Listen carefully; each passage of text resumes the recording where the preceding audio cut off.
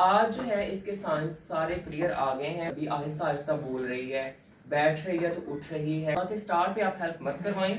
जब बकरी पुश करेगी ना तो तभी आपने हल्का सा खींचना है बेबी को बाहर की साइड से। बहुत से लोग जो हैं वो बस बेतुकी से हेल्प करवाते हैं और उससे फिर बच्चादानी फटने के चांसेस भी होते हैं। तो डब्बी जो है ये मेरे हाथों में आई थी। डब्बी की तैयारी की बात हो रही थी कि डब्बी की तैयारी मैंने कैसे करवाई है। अस्सलाम वालेकुम जी, कैसे हैं आप सब। आज की वीडियो में मैं आपको बताने वाला हूँ अपनी इस डब्बी बकरी की हिस्ट्री, इसकी स्टोरी और इसकी जो तैयारी हमने करवाई है, कोई खास नहीं करवाई, वो सब आपके साथ शेयर करने वाला हूँ। हमारी जो डब्बी मेमनी है इसने 11 जुलाई को डिलीवर करना था, यानी कि इसकी एक्सपेक्टेड डेट जो थी या इसके दिन पूरे जो हो रहे थे वो 11 जुलाई को हो रहे थे। आज आज मंडे है। अब आज कौन सी जुलाई है, मतलब 8-9 दिन ऊपर ले गई है, मुझे डेट एग्जैक्टली याद नहीं है। 19 या फिर 20 है आई थिंक। हाँ 19 या 20 जुलाई है। तो आज जो है इसके साइंस सारे क्लियर आ गए हैं। मैं जो ही घास काट के आया, मैंने अपनी ड्यूटी पे जाना था, तो मैंने देखा कि डब्बी आहिस्ता आहिस्ता बोल रही है, बैठ रही है तो उठ रही है। थनों में दूध आज फुल हो गया हुआ है और सुस्त खड़ी है, आप देख सकते हैं इसको। तो फिर मुझे समझ आ गई कि ये जो है ना डिलीवर करने वाली है। मैं जॉब पे इसलिए नहीं गया, डब्बी इधर आओ। मैं अपनी जॉब पे इसलिए नहीं गया क्योंकि डब्बी फर्स्ट टाइमर है और मोस्टली फर्स्ट टाइमर बकरियों की हेल्प करवाना पड़ जाती है। मैं आपसे कहूंगा कि स्टार्ट पे आप हेल्प मत करवाएं। आप देखें अगर आपकी बकरी नॉर्मली डिलीवर कर रही है ना तो आप उसको करने दें। लेकिन अगर आपको लग रहा है ना कि आपकी बकरी से डिलीवर नहीं हो पा रहा तो आपने हेल्प करवानी है।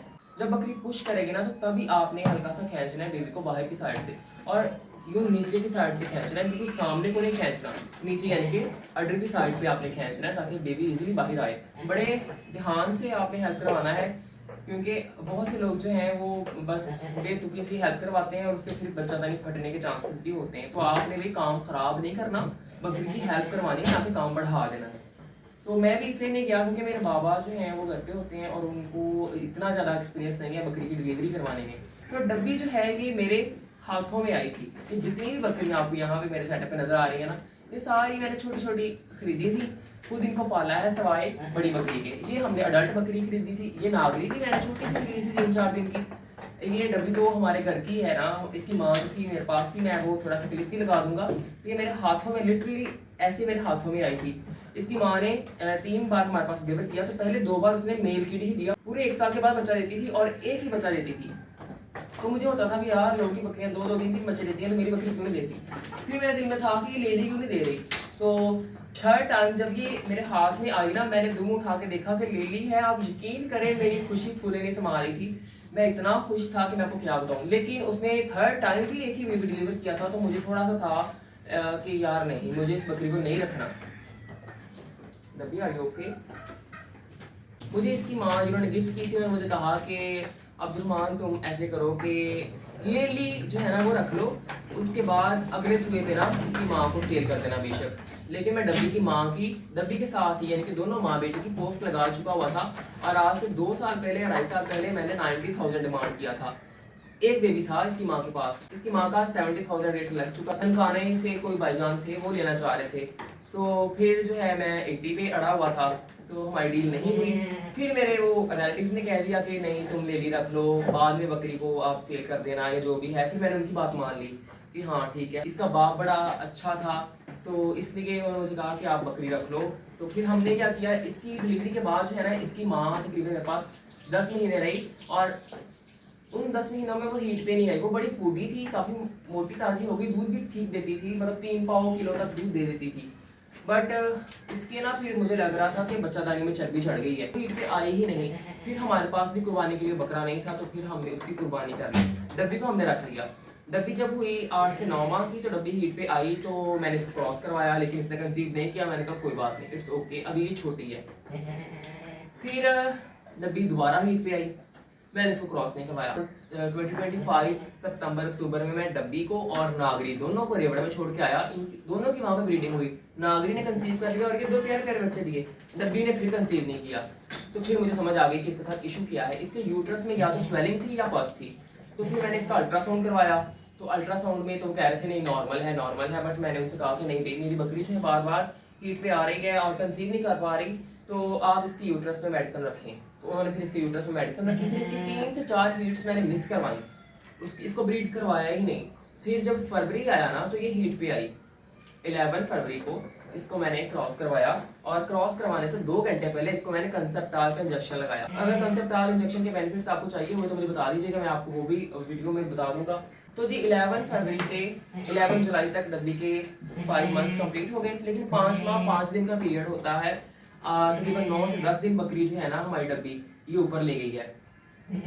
डब्बी ने पहले डिलीवर करना था, 8 दिन के बाद बड़ी बकरी ने डिलीवर करना था, लेकिन हमारी बड़ी बकरी ने डिलीवर कर दिया। 2 बड़े प्यारे प्यारे बेबी आए हैं, वो वीडियो भी अपलोड हो गई है, आप लोग जाकर देख सकते हैं और ऊपर आई बटन में भी आपको आ रही होगी वो।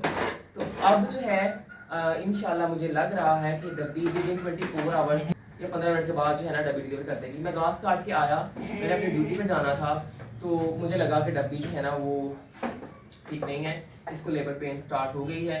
तो फिर मैंने सोचा कि मुझे नहीं जाना चाहिए क्योंकि मुझे डब्बी के पास रहना है। अब मैं खाना तो खा आया हूँ और बार बार ऊपर नीचे आ रहा हूँ, मुझे लग रहा है मैं जूं ही नीचे गया ना 10 मिनट मेरी आंख लग गई तो डब्बी ने डिलीवर कर देना है।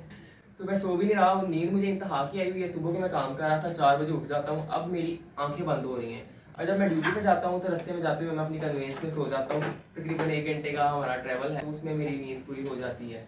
तो ब्राउन ये क्या कर रही हो, तेरी पंगे नहीं खत्म होते भाई। आप लोगों ने अब दुआ करनी है डब्बी के लिए। अच्छा, एक मेन टॉपिक जो रह गया कि जी डब्बी की तैयारी मैंने कैसे करवाई है। तो डब्बी की तैयारी मैंने कुछ खास नहीं करवाई क्योंकि गर्मी बहुत ज्यादा थी। ब्राउन क्या कर रही हो तुम, डब्बी इधर आ जाओ। ब्राउन चल उधर, उधर चल अपनी जगह पे चल। ये जो है ना इसको हर काम में प्रायोरिटी चाहिए, कहती मुझे प्रोटोकॉल दो। ब्राउन नेमली जो है ऊपर चढ़ के ही बैठती है, इतनी खराब हरकतें हैं इसकी, लेकिन है बड़ी प्यारी। डब्बी की तैयारी की बात हो रही थी कि डब्बी की तैयारी मैंने कैसे करवाई है। तो डब्बी की तैयारी जो है मैंने कुछ खास नहीं करवाई। मैंने तो 5 से 7 बार इसको जो है ना अलसी हालों दी है, साथ में सरसों का तेल यूज़ करता रहा हूँ। तो अलसी हालों फिर मैंने बंद कर दी क्योंकि गर्मी बहुत ज़्यादा थी। फिर मैंने सोचा कि नेचुरली जो भी हो रहा है ना वो होने दें, क्योंकि अगर हम ज़्यादा गर्म चीज़ें देते रहेंगे ना ड्यूरिंग प्रेगनेंसी बकरी को तो फिर बकरी ज़्यादा हीटअप हो जाती है और वो टाइम से पहले बच्चे दे सकती है। और अगर टाइम पे बच्चे देगी तो फिर डिलीवरी के बाद वो मैला जो फेंकती है ना, ब्लड सा फेंकती होती हैं, वो उसकी जगह पे चर्बी फेंकेगी, बुखार हो जाता है जिसकी वजह से बकरी बहुत कमज़ोर हो जाती है, दूध तो फिर आता ही नहीं है। तो वही बस ये छोटी छोटी चीज़ें जो हैं ये आपने जहन में रखनी है। मैंने भी इसकी वो खास तैयारी नहीं करवाई। सरसों का तेल आप ज़रूर देते रहें क्योंकि सरसों के तेल के बारे में कहा जाता है कि ये ठंडा भी है और ठंडा भी है। तो बस यही कुछ था। बाकी वंडा वगैरह मैं इसको प्रॉपर देता रहा हूँ, घास सब्जी फ्रूट्स जो भी था, बाकी सारी बकरियाँ खाती थी, ये भी साथ खाती रही है और ये बड़ी फूडी है माशाल्लाह। सुबह मैंने इसको वंडा दिया ना तो ये ठीक से खा नहीं रही थी, तो मुझे तब पता नहीं चला, आइडिया नहीं हुआ कि क्या होने वाला है। लेकिन जब मैं घास काट के आया ना 1 घंटे के बाद तो फिर ये आहिस्ता आहिस्ता बोल भी रही थी। तो इसकी बॉडी जो है वो मुझे बता रही थी कि आज ये भी आएगा इंशाल्लाह। बैठती है तो उठ जाती है या बैठती ही नहीं है। अब मैं इसको उस साइड लेके जाने वाला हूँ, वहाँ मैं नीचे मट्टी फेंकूंगा ताकि ये सॉफ्ट जगह पे बैठे और ये डिलीवर करे। तो कोई बात रह गई हुई तो कमेंट में आप मुझसे पूछ सकते हैं, इंशाल्लाह मैं आपको ज़रूर जवाब दूंगा। लेकिन मैं आपसे रिक्वेस्ट करता हूँ कि प्लीज़ पर्सनल व्हाट्सएप पे या किसी भी प्लेटफॉर्म पे जब आप पर्सनल मैसेज करते हो ना तो फिर उसका रिप्लाई देना थोड़ा सा हार्ड हो जाता है, क्योंकि आप जब वीडियो के नीचे कमेंट करोगे ना तो किसी और को वो मसला हुआ तो वो भी अपना इशू जो है वहाँ से देख के पब्लिकली मतलब वो सबको मैसेज चला जाएगा। तो किसी और की बकरी के साथ भी आपके वाला इशू हुआ तो वो वहीं से देख के अपना सोल्यूशन ले लेगा और मुझे हर किसी को पर्सनल जवाब नहीं देना पड़ेगा। आप लोगों का प्यार मेरे लिए, मेरे जानवरों के लिए डे टू डे बढ़ रहा है, बस ऐसे ही बढ़ाते रहे, हम बने ही प्यार के लिए हैं। ठीक है, आपसे मुलाकात होगी नेक्स्ट वीडियो में। अल्लाह हाफिज़। कोई बात रह गई हो तो कमेंट्स में आपने ज़रूर पूछना है, बाकी दुआ कीजिएगा अल्लाह मियां खैर खैरियत का टाइम लेके आए।